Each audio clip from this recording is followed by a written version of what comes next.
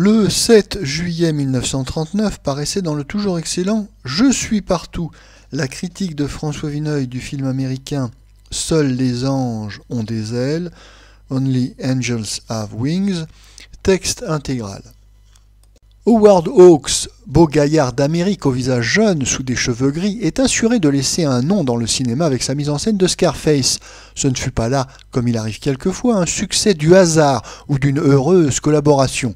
Auparavant, dans les derniers temps du muet, Howard Hawks avait signé « Une fille dans chaque port », où, dans un sujet charmant de naïveté, on distinguait déjà la manière de Scarface, une virtuosité très personnelle dans l'ellipse, le goût des images violentes, mais entraîné par une cadence magnifique.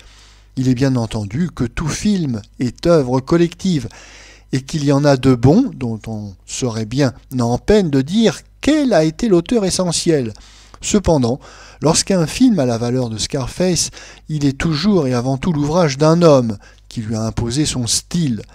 Cela est vrai pour les plus belles réussites de Chaplin, René Clair, Jacques Feder, Jean Renoir, Eisenstein, Pudovkin, Sternberg, T. Garnett, Stroheim, Howard Hawks, John Ford, c'est-à-dire pour ce que le cinéma compte de plus durable et de meilleur. Lorsqu'un metteur en scène a compté 2 succès de cet ordre, on peut toujours espérer un chef-d'œuvre à chacun de ses nouveaux films. Cette attente est quelquefois longue, on a presque désespéré 2 ans durant de M. John Ford, jusqu'à ce que l'on l'ait retrouvé tout entier dans sa magnifique diligence, dite chez nous la chevauchée fantastique. Howard Hawks est aussi un spécialiste des films d'aviation. Il en a dirigé plusieurs, dont Hells Angels, commandité par l'intrépide milliardaire et navigateur Howard Hughes. Rien n'est davantage dans le tempérament viril de Howard Hawks que ses entreprises. Ce serait à lui de nous donner le chef-d'œuvre des films d'aviation. Il a bien failli cette année combler notre attente. Son nouvel ouvrage, affiché au Marivaux, sous un titre niais, mais traduit cette fois de l'américain, « Seuls les anges ont des ailes », mérite certainement le succès qu'il accueille chez nous comme aux États-Unis. On y éprouve, avec plus de force encore, les mêmes émotions que devant les prouesses des acrobates aériens. Il est admirablement joué par Cary Grant, par Thomas Mitchell, par Richard Bartholomew, que l'on revoit avec plaisir après une longue retraite, toujours sobre et vrai dans l'expression de la malchance, des faiblesses passagères rachetées par le courage. Le scénario nous entraîne dans un de ces coins du monde où les hommes de l'air se meuvent encore en pleine épopée. Nous sommes sous l'équateur, quelque part en Colombie, au pied des Andes. Dans cette nature hostile, quelques risques-tout s'acharnent à créer une ligne aérienne. Un charpentier hollandais leur a avancé des fonds qui sont épuisés. Les appareils sont médiocres. Il faut cependant coûte que coûte assurer un service d'un versant des Andes à l'autre. Les avions plafonnent à 4000 mètres. La montagne en a 6000. Le seul moyen est de se glisser dans une passe, dissimulée un jour sur 2 par les brumes et les pluies tropicales.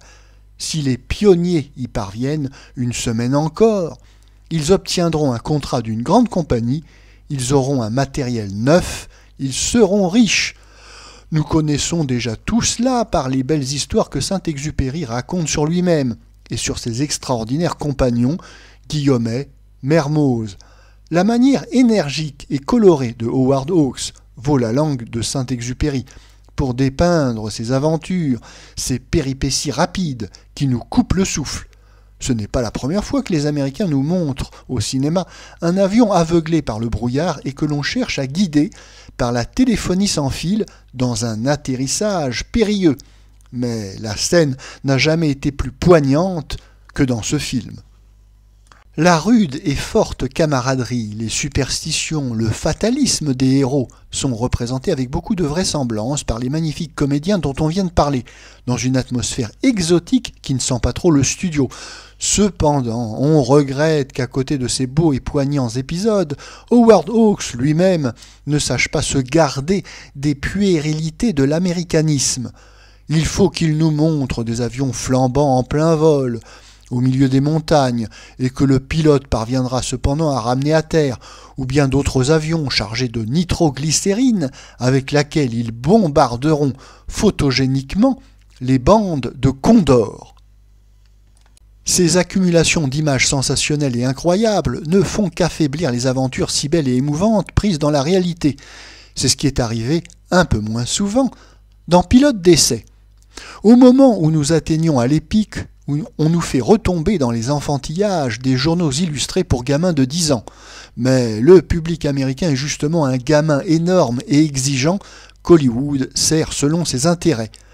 C'est pour lui aussi qu'on a mis dans Seuls les anges ont des ailes 2 jeunes amoureuses, au rôle assez effacé, mais encore superflu.